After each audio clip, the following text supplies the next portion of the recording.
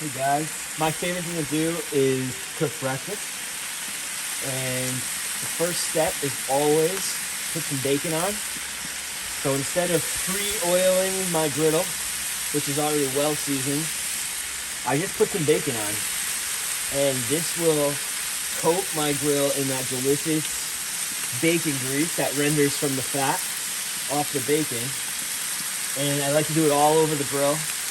And as the griddle comes up to temp, like different sections of the flat top will be at different temperatures. So this helps me monitor kind of where my hot spots are, where my cool spots are, and then I'm gonna tone it down. So I like to kind of put the griddle up really high and then let it come up to temp fast and then lower it to where I want to cook at.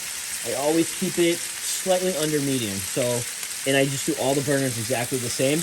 Naturally, this section gets the hottest and the corners are your coolest, which is perfect for cooking breakfast because there's sometimes I really want to do something really hot and fast, and then I want to slow it down and cool it to the center. You know, having it stay warm and keep, continuously flipping it. But anyway, that's kind of the breakdown of the lay of the land on the flat top here. And the Blackstone, this is the Pro Series. This is the 36-inch griddle. This is the larger of the two. They make a 28-inch version of this as well.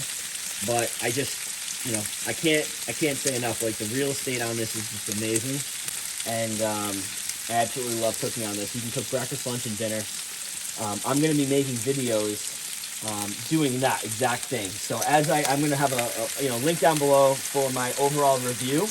This isn't that. This is just my experience sharing with you on making breakfast for my entire family. It's my mother-in-law's 60th birthday, and I've got my in-laws here, and we're gonna have a nice big breakfast this morning. And nice day outside. I love cooking outside. And so as I kind of said, I'm just gonna start slowly flipping and letting the bacon render on both sides.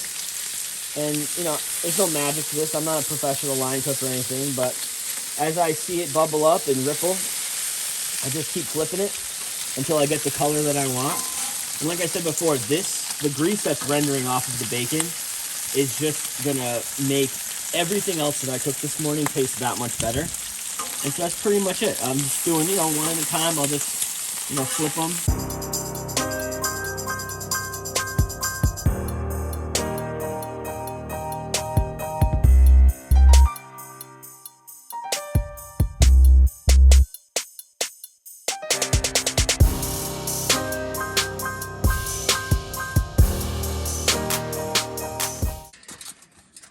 All right, so I take the bacon off. Fat's completely rendered. It's got a nice little smoke to it, not too crazy. I put it on top of a piece of paper towel, 2 pieces of paper towel folded, and create a little tinfoil boat. It just keeps it warm. So that way when we have breakfast, when everything's all ready, it'll be nice and warm and crispy.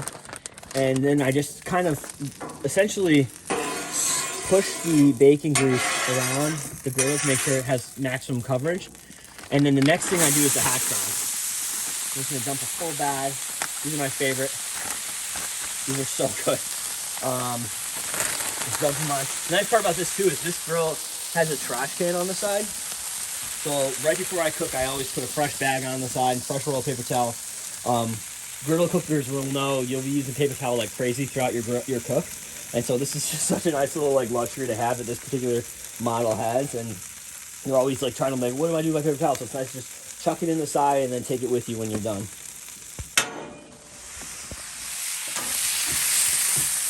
It also has a little magnet here. So if you don't want to leave something on the griddle, which I typically do, you can keep your spatula and tongs if you have metal tongs there. And so essentially I try to just push the potato all around. Again, acknowledging that this is the hot zone and these are cooler. And so, kind of just keep flipping and switching, flipping and switching. And so, essentially what I do, and the reason why I spread it out so thin is because I just want everything to be nice and crispy. Another thing I like to do is I like to keep this drawer open and put something that, put anything really here that I don't want to get too hot. So I just grabbed I have a stick of butter that I pulled from the fridge, my salt and pepper shaker, some bread that has the plastic wrap around it, and then my eggs. Basically, these are great, but because they're close to this, and this side, as the griddle gets really hot, the radiant heat from the edges of your griddle top will just warm the area up. So if you put your hand like here, close to the griddle, you'll see it's warm. And then as you get farther away, it cools down. It doesn't ever get really cool to the touch until about here. And so you're not left with a ton of space that you can like line things up that have plastic that you don't want getting soft or melting into your food. So that's why I always keep my top drawer open a little bit while I'm cooking, because it doesn't get in my way. I can, cook like I normally would and grab things from right here. I'm gonna season it.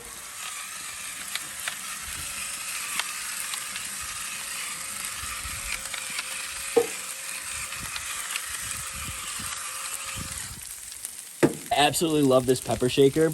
I got the idea from Cooking with Daryl. Shout out to that guy on TikTok. It has that little light, and it just grinds the pepper. You can control if you want it coarse or not coarse by turning this nozzle on the top. I will link this below. It's just awesome. I don't have the salt shaker yet because they were out of stock, but I got the pepper shaker, and I absolutely love it.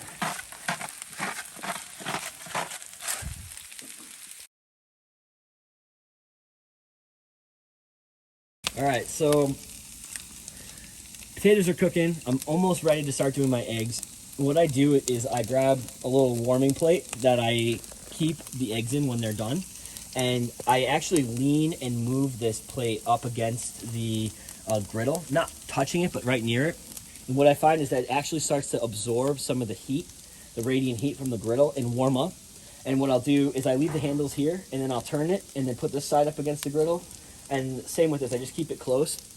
And I find it just takes on a little bit of heat. This is a Le Creuset plate, I'll link it below. But anything like this, Dutch oven or whatever that's ceramic that will absorb and retain heat is perfect for this, because it's just transferring it, bringing it inside. As everyone gathers to the table, maybe it's 10 or 15 minutes, and it just keeps the eggs warm. So my potatoes are starting to get nice and crisp. So what I'm gonna do is I'm just gonna flip them one more time, and then I'm gonna slide them off to the side, and I'm gonna start cooking my eggs.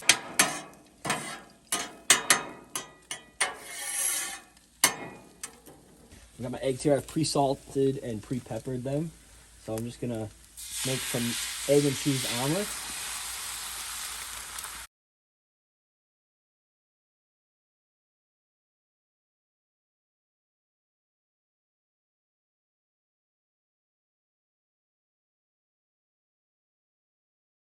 And then just roll them up. And that's it. And I just kind of let them chill like that. And then I just push them to the side. Flip this one.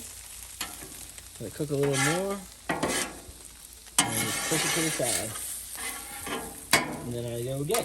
And it's like, I love the bacon grease on here. Just gives the egg such a great flavor.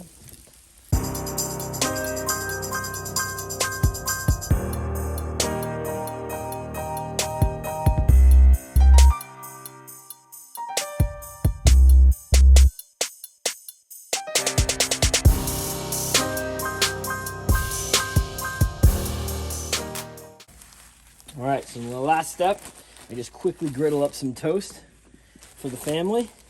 So I pulled the potatoes, I pulled the bacon, I got the eggs in the warming tray, and that's it. This is the last